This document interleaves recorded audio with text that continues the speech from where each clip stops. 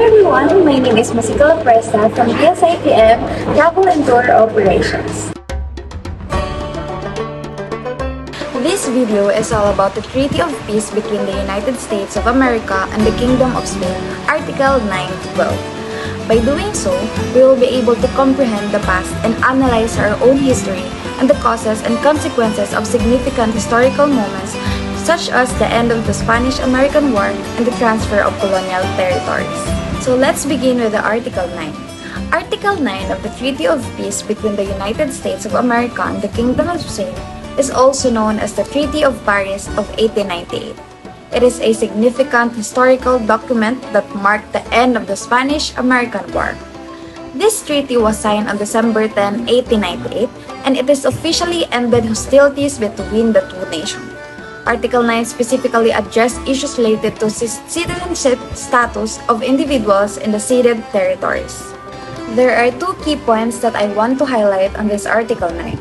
The first one is the congressional authority. The article grants the U.S. Congress the power to determine the future political and the civil rights of the people living in the newly acquired territories. This meant that Congress had the authority to decide whether this inhabitant would become U.S. citizens or have some other legal status. Next key point is transition period. After the signing of the treaty, there was a period of transition during which the legal status of these territories and their inhabitant was in flux. Congress had the responsibility to enact legislation to define their status and rights.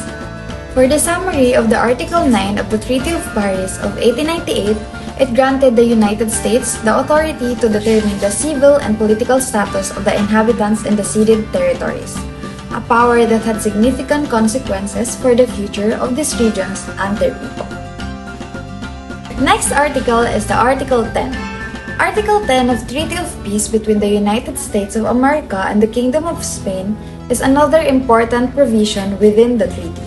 Article 10 addresses the treatment and protection of Spanish and American property and interests in the ceded territories. So now, let's proceed to the Article 11 of the Treaty of Paris of 1898.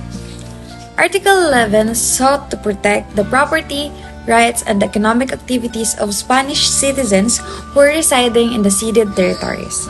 It allowed them the option to stay or leave while retaining their property rights and the ability to engage in economic activities, subject to the laws applicable to foreigners in those territories.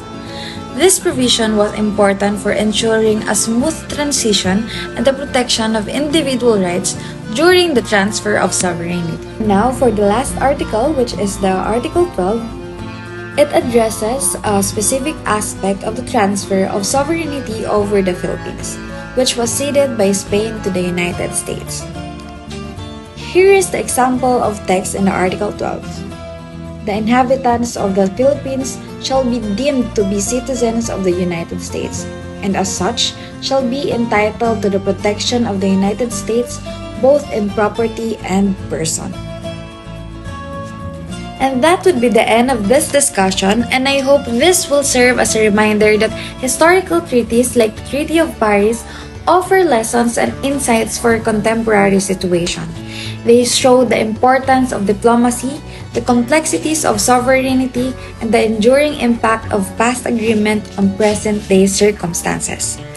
May we all never forget history and not repeat the same mistakes. Thank you.